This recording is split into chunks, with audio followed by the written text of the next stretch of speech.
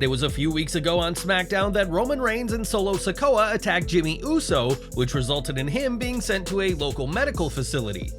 This attack is what led to an irate Jey Uso demanding a title match against his cousin for SummerSlam, but what is going on with Jimmy?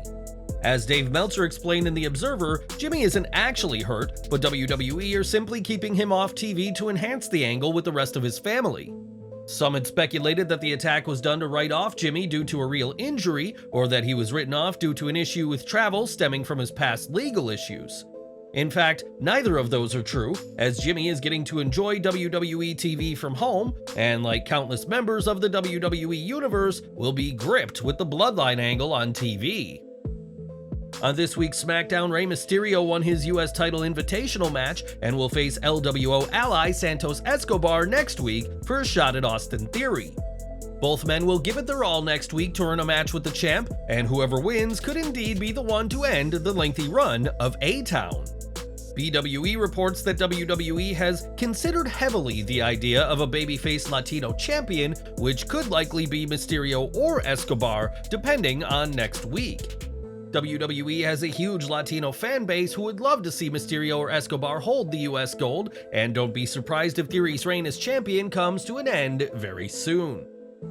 It was in March of last year that Big E suffered a broken neck on SmackDown, which has kept the former WWE champion out of action ever since. There has been a question as to whether Big E will wrestle again, and while we don't know the answer to that question, we do know that he recently made his return to tapings. PW Insider reports that Big E was present at this week's SmackDown in Orlando, Florida, but as we saw, the New Day member didn't make his TV return on the show. Big E has been able to avoid surgery on his neck and has spoken very positively about his condition, saying he doesn't feel like he's had any neck issues at all anymore.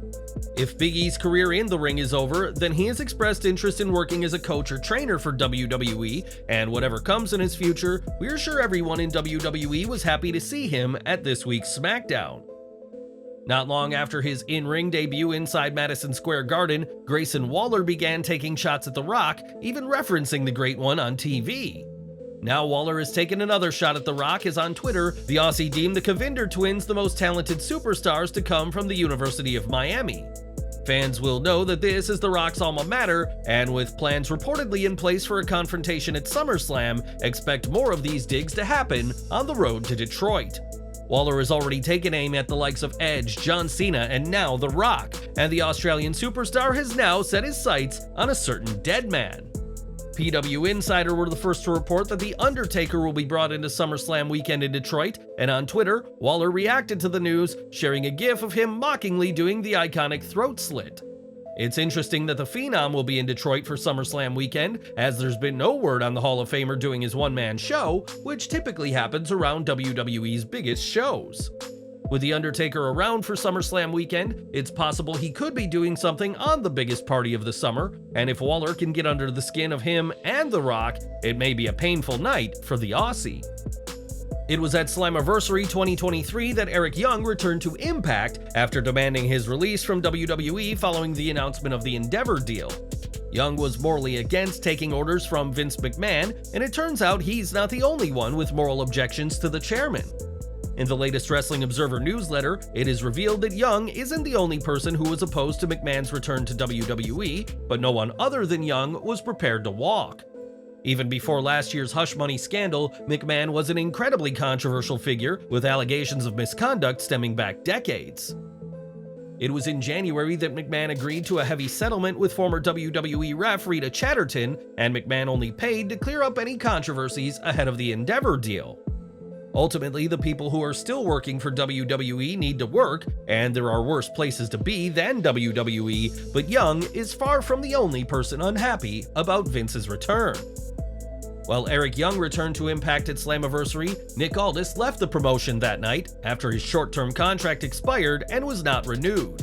Before his brief return to Impact, Aldis was considered one of wrestling's hottest free agents following his NWA run, and may not be a free agent for long. The Wrestling Observer newsletter reports that Aldis has expressed interest in both WWE and AEW, and is currently weighing his options with both companies. WWE is hesitant to sign new talent right now due to the MLW lawsuit, but given that Aldis isn't under contract anywhere, the company may be more open to speaking to the former NWA World Champion. In fact, BWE reports that WWE heavily considered Aldis for a spot in this year's Men's Royal Rumble match, but between Cody Rhodes' return from injury and Gunther's record stint in the match, WWE decided against bringing Aldis in, believing his debut would be overshadowed.